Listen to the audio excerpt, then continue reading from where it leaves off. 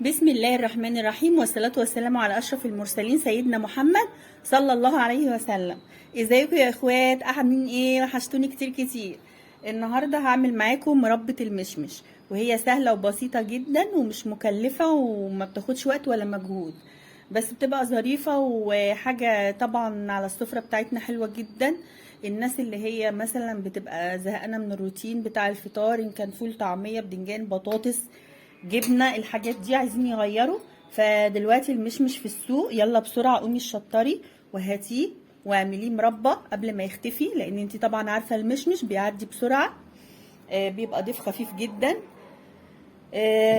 المربى ظريفه جدا وما خدتش وقت ولا مجهود، وبصي يعني هخليكي محترفه فيها ان شاء الله. شايفه؟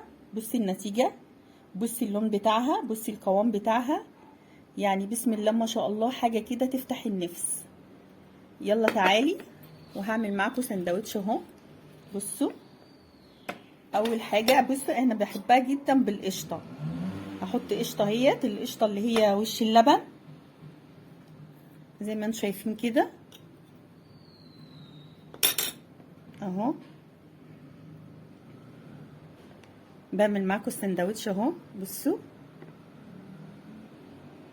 يعني بسم الله ما شاء الله، حاجه كده جميله جميله. ايه رايكم؟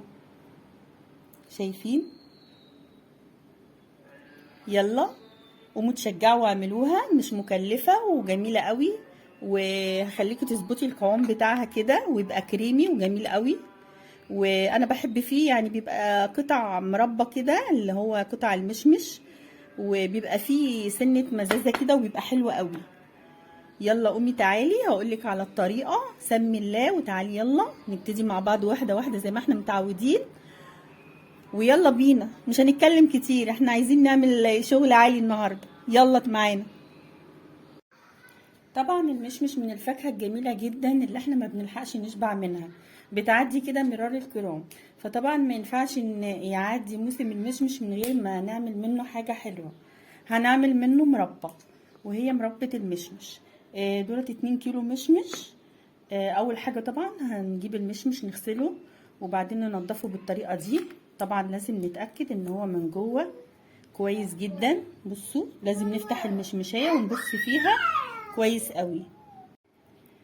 طبعا فتحناها اهوت ولقيناها نظيفه اهي زي ما انتم شايفين. لازم نتاكد من جوده المشمش، لان انتوا عارفين ان المشمش يعني بيحصل فيه حاجات غريبه كده اهو. بصوا هننضفه بقى كله بالطريقه دي وبعدين اقول لكم نعمل ايه. بصوا بقى كميه المشمش معانا نضفناها كلها اهي، وبصينا فيها كويس وتاكدنا من جودتها ونظافتها تمام. هنبتدي بقى ايه؟ نحطها نرفعها على البوتاجاز. يلا بينا. دلوقتي بقى معانا حله على النار اهي، نبتدي نحط المشمش فيها. بسم الله الرحمن الرحيم كده. مش هنحط عليه اي حاجه غير السكر، نحط له 2.5 كوباية سكر. دي اول كوبايه ودي التانية ودي النص. بس كده هنهدي عليه النار خالص وهو هينزل الميه بتاعته. وبعدين اول ما يبتدي ينزل ميته اول 5 دقايق هنعلي بقى النار، وبعدين نبتدي نهدي النار تاني ونسيبه بقى ياخد ويدي مع بعض. هنقلبه بس.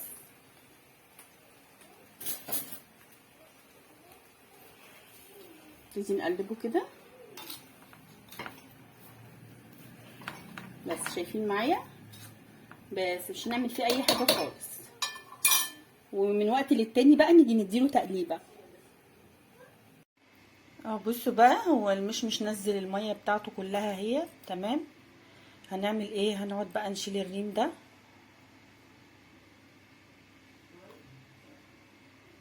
هننضف كده المشمش من الريم، كل ما يعمل ريم نشيله.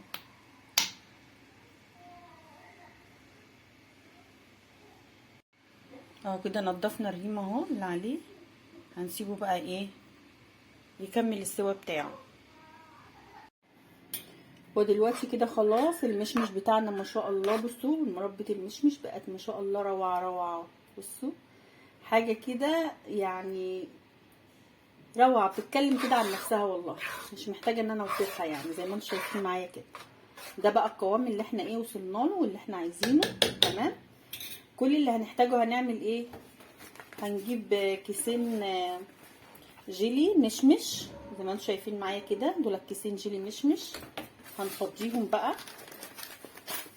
نسيت اقول لكم ان انا حطيت نص ليمونه. تعصري بس نص ليمونه كده. هنفضي الجيلي كده.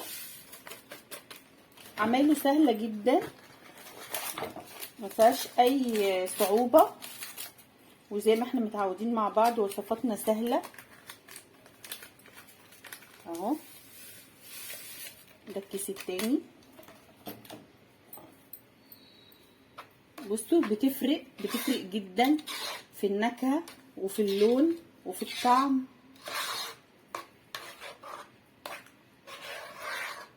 بصوا فرقت معانا ازاي يا جماعه، والريحه طالعه حلوه قوي ما شاء الله. الريحه طالعه جميله. بصوا القوام بتاعها، يعني القوام بتبقى عامله زي المهلبيه كده. خلاص هنسيبها بقى كده على النار حوالي 10 دقايق وبعدين نطفي عليها.